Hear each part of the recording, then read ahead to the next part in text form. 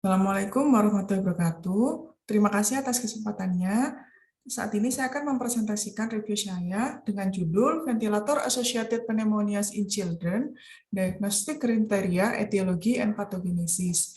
Review ini diterbitkan di Folia Medica Agustus 2014 yang dibuat oleh Ivan dan temannya yang merupakan dari Departemen of Pediatric and Medical Genetics di Fakultas Kedokteran di Plovdiv, Bulgaria, Eropa. Daftar singkatan pada presentasi kali ini, dan singkatan yang akan saya sering sebutkan adalah VAP, yaitu Ventilator Associated Pneumonia. Pneumonia akibat ventilator atau Ventilator Associated Pneumonia adalah infeksi nasokomial yang ditandai dengan inflamasi pada parenkim paru pada pasien dengan penggunaan ventilasi mekanik baik dengan selang ETT maupun tracheostomi lebih dari atau sama dengan 48 jam. Tujuan dari review ini menjelaskan mengenai ventilator associated pneumonia kepada dokter anak dan konsultan neonatologi mengenai kriteria diagnosis dan penyebab paling sering.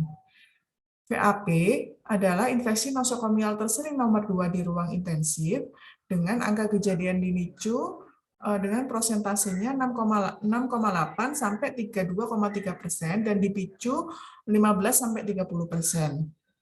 Ventilator associated pneumonia ini akan berhubungan dengan penggunaan ventilasi mekanik yang lama yang akan memperlama waktu rawat inap pasien di rumah sakit, khususnya di ruang intensif, serta akan meningkatkan mortalitas dan meningkatkan biaya terapi yang lebih mahal. Kriteria diagnostik ventilator associated pneumonia yang ada saat ini seharusnya dapat diterapkan pada bayi dan anak-anak di seluruh dunia, sehingga peneliti dan praktisi di bidang kedokteran intensif akan diberikan kriteria dengan seragam sehingga hasilnya akan konsisten. Untuk kriteria diagnosis yang bisa diterapkan saat ini adalah yang dikeluarkan oleh NNSI dan CDC, yaitu National Nosocomial Infection Surveillance dan Centers for Disease Control and Prevention. Tetapi, kedua kriteria diagnosis ini tidak dapat diterapkan pada berat bayi lahir rendah dan berat bayi lahir sangat rendah. Kriteria diagnosis tersebut dibedakan berdasarkan usia. Untuk anak yang kurang dari 1 tahun dan anak yang lebih dari 1 tahun. Kriteria yang sama dari kedua usia tersebut adalah penggunaan ventilasi mekanik lebih dari sama dengan 48 jam, adanya 2 minimal radiografi torak yang abnormal, serta adanya memenuhi salah satu syarat dari adanya demam lebih dari 38,4 ataupun hipotermia kurang dari 36 dengan tidak adanya penyebab yang diketahui. Pada pemeriksaan laboratorium juga didapatkan leukopenia atau leukositosis. Sedangkan perbedaan kriteria diagnosis anak kurang dari 1 tahun dan anak lebih dari 1 tahun, untuk anak kurang dari 1 tahun, minimal 2 dari kriteria klinis, yaitu onset baru dengan peningkatan sekret yang purulen atau perubahan karakter sputum yang berasal dari saluran nafas bawah. Kemudian adanya peningkatan sekresi dari sekret atau peningkatan kebutuhan suction dan onset baru atau peningkatan gejala gagal nafas, serta adanya suara rels basah atau suara nafas bronkial dengan perburukan pertukaran gas paru-paru dan peningkatan kebutuhan oksigen atau peningkatan kebutuhan ventilasi. Sedangkan untuk anak lebih dari 1 tahun, memenuhi minimal dari kriteria yaitu adanya instabilitas suhu, apnu, takipnu ataupun dispnu, flare nasal atau ketidaksinkronan torakoabdominal, wheezing, rels ataupun ronki, serta adanya batuk pada pasien maupun onset baru ditandai dengan sekret yang purulen atau perubahan sekret sputum dari saluran nafas bawah. Pada anak yang lebih dari 1 tahun juga bisa dapatkan takikardi lebih dari sampai 170 atau bradikardi kurang dari 100. Berdasarkan kriteria diagnosis ini, di review ini dicoba ditelaah lebih satu persatu apakah setiap poin kriteria diagnosis ini bermanfaat atau memang membuktikan atau menunjukkan suatu diagnostik ventilator associated pneumonia. Dari pemeriksaan radiologi yang abnormal, di review ini dijelaskan bahwa tidak ada konsensus tentang frekuensi pemeriksaan radiologi pada pasien yang menggunakan ventilator. sehingga harus adanya limitasi dalam pemberian atau melakukan fototorak pada pasien yang dicurigai ventilator associated pneumonia dengan alasan akan adanya radiasi yang berlebihan ataupun biaya yang tidak diperlukan. Pada pasien dengan penyakit dasar atau disertai bronchopulmonary dysplasia, respiratory distress syndrome, dan edema pulmonari atau penyakit obstruktif kronis, cukup dilakukan fototorak 1 kali saja. Pasien yang diduga dengan ventilator associated pneumonia juga didapatkan kesulitan interpretasi fototorak, karena akan sulit dibedakan konsolidasi pada parenkim tersebut akibat atelektasis, hipoventilasi, atau proses infeksi.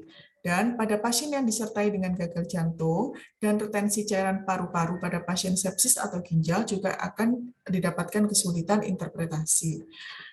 Pasien dengan VAP akan juga didapatkan penurunan densitas infiltrat pada radiografi karena peningkatan transparansi sinar H di sekitar parenkim paru pada pasien dengan pengaturan PEP yang tinggi. Dan eksposur radiografi yang dilakukan lebih dari 1 juga akan berbeda, sehingga tidak ada hasil radiologi sebenarnya yang akan mengindikasikan bahwa pasien ini memang menderita ventilator associated pneumonia ataupun tidak. Untuk kriteria klinis demam, memang temperatur lebih dari 38,4 tadi disebutkan sebagai salah satu indikator, tapi tidak selalu dapat atau ada pada pasien dengan ventilator associated pneumonia karena di ruang intensif sering diberikan antipiretik yang secara rutin, serta perbedaan tempat pengukuran suhu juga merupakan salah satu penyebab hambatan untuk menyamakan standar apakah pasien dalam kondisi demam ataupun tidak. Instabilitas suhu dapat diterima sebagai suatu kriteria ventilator associated pneumonia jika pasien tersebut tidak berada atau tidak ada alat untuk memproduksi panas pada tata laksana pasien sehari-harinya, serta tidak diberikan antipiretik sebagai profilaksis dengan NSAID, serta pasien tidak dalam program kompres basah. Kriteria lain yang dibahas adalah jumlah dan karakter sekret, perubahan usaha nafas, dan auskultasi. Jumlah dan karakter sekret berbeda tiap pasien karena tergantung dari toleransi pasien terhadap selang intubasi, kemudian apakah humidifier pada ventilator berfungsi, dan apakah pada pasien tersebut sering dilakukan suction dengan diberikan normal salin. Untuk perubahan usaha nafas, seperti tachypnea, dyspnea, atau apnea dapat dinilai pada pasien yang menggunakan mode ventilator spontan backup. Untuk auskultasi, semua perubahan usaha nafas dapat dinilai sebagai gejala suatu ventilator associated pneumonia, tapi tergantung dari pengalaman dokter yang memeriksa. Untuk penanda inflamasi yang dapat dilakukan sebagai penanda ventilator associated pneumonia adalah adanya leukositosis ataupun leukopenia, dan penanda inflamasi lainnya adalah dengan memeriksakan CRP dan prokalsitonin. Diagnosis klinis dan mikrobiologi ventilator associated pneumonia. Diagnosis VAP tidak perlu seharusnya mengetahui etiologi penyebabnya. Tetapi jika kriteria klinisnya juga sudah memenuhi dari berbagai syarat tadi, serta disertai sampel mikrobiologi yang spesifik, maka diagnosa akan lebih mudah. Untuk mengetahui sampel mikrobiologi yang spesifik, dapat diambil dari sampel sekret saluran nafas bawah, yaitu yang dilakukan dengan bilas bronkoalveolar dengan sensitivitas 50-72% dan spesifisitas 88%. Ini memiliki nilai diagnostik lebih besar jika memang sekretnya diambil dari saluran nafas bawah, bukan saluran nafas atas. Untuk metode pengambilan sampel dapat menggunakan tracheal aspirate atau BAL atau NBAL.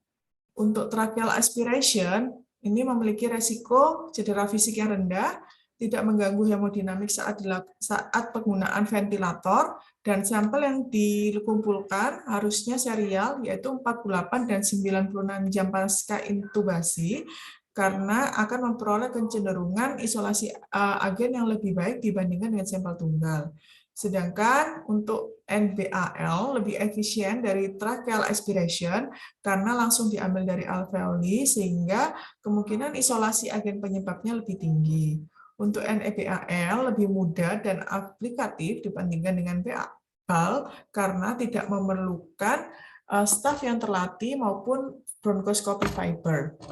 Dikatakan positif jika isolasi agen penyebab 104. Untuk etiologi penyebab ventilator associated pneumonia yang terbanyak adalah Pseudomonas aeruginosa yang diambil dari berbagai penelitian. Ventilator associated pneumonia sendiri dibagi menjadi dua, yaitu VAP onset cepat dan VAP onset lambat. Untuk VAP onset cepat didapatkan pada pasien dengan pada saat penggunaan pasca intubasi 48 jam sampai 96 jam dengan biasanya organisme penyebabnya adalah yang sensitif antibiotik. Sedangkan VAP onset lambat adalah ventilator associated pneumonia yang terjadi lebih dari 96 jam setelah pemakaian ventilator dan biasanya bakteri yang menyebabkan adalah multi-drug resistant bacteria. Untuk patogenesis terjadinya ventilator associated pneumonia, normalnya anak akan memiliki barier anatomi berupa epiglotis dan laring dan akan memiliki refleks batuk jika memang terserang infeksi. Kemudian akan dibantu oleh sekret trakobronkial serta mukosiliari dan senyawa sekretory lainnya dan dibantu oleh imunitas seluler dan humoral untuk menyerang. Tetapi jika pasien dilakukan intubasi, maka barier ini akan rusak, refleks batuk akan hilang, dan mukosiliari akan menipis, sehingga akan terjadi pneumonia. Pneumonia di sini adalah proliferasi patogen di mukosa saluran nafas atas dan parenkim paru yang awalnya steril. Untuk patogenesis utamanya adalah ada dua mekanisme, yaitu kolonisasi dan mikroaspirasi. Untuk kolonisasi cabang tracheobronchial, yaitu menempelnya bakteri pada mukosa dengan tidak adanya respon inflamasi. Sumber bakteri bisa dari orofaring, sinus, plak gigi, GI tract, breathing circuit, kontaminasi alat ventilator maupun humidifier yang digunakan. Jadi, bagaimana konsep dari patogenesis, kolonisasi, dan mikroaspirasi ini? 12 jam setelah intubasi, di sekitar pipa ETT akan terjadi bakteri yang terkolonisasi yang sehingga dapat terhirup ke saluran nafas atas. Biofilm bakteri tersebut akan masuk ke saluran nafas atas saat bronchial losing ataupun batuk. Sedangkan mekanisme terjadinya mikroaspirasi isi lambung ini langsung terjadi beberapa jam setelah intubasi dengan perkiraan adanya hipotoni sphincter esofagus bagian bawah, peningkatan frekuensi GERD selama pemasangan selang NGT atau OGT karena pasien dengan dipasang ETT sehingga memerlukan jalur enteral menggunakan NGT atau OGT. Diet enteral ini melalui NGT atau OGT juga akan lebih meningkatkan GERD, meningkatkan volume isi lambung, menurunkan pH sehingga menguntungkan proliferasi bakteri dan akan meningkatkan resiko mikroaspirasi dari isi lambung. Untuk faktor resiko terjadinya VAP bisa pada pasien tersebut, peralatan yang digunakan, dan tenaga kesehatan yang melakukan. Untuk faktor risiko pada pasien, apakah pasien dalam kondisi imunodefisiensi, sindrom genetik tertentu, septikemia primer, maupun penggunaan PEP yang lumayan tinggi. Untuk pada peralatan, yang menyebabkan faktor risiko terjadinya VAP adalah pada selang intubasi, breathing circuit, selang NGT atau OGT, dan apabila dilakukan bronkoskopi. Dan tenaga kesehatan ikut juga membuat faktor risiko terjadinya VAP, yaitu desinfektan tangan yang tidak sesuai, penggantian sarung tangan steril yang tidak sesuai, reintubasi yang terus-menerus, transportasi keluar dari ruang intensif, obat-obatan imunosupresi, terapi antibiotik sebelumnya, penggunaan obat blokade neuromuskular, dan penggunaan penghambat antihistamin.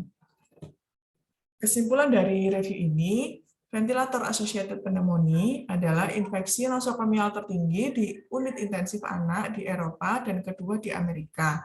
Kriteria yang digunakan yang dapat digunakan untuk menegakkan diagnosis ventilator associated pneumonia adalah NNSI dan CDC. Tetapi kriteria tersebut memungkinkan kesalahan interpretasi diagnosis, namun satu-satunya yang cocok untuk penggunaan diagnosis klinis secara luas pada anak-anak. Dan penyebab paling sering dari ventilator associated pneumonia pada anak-anak adalah Pseudomonas aeruginosa, E. coli, dan Klebsiella pneumoniae. Terima kasih.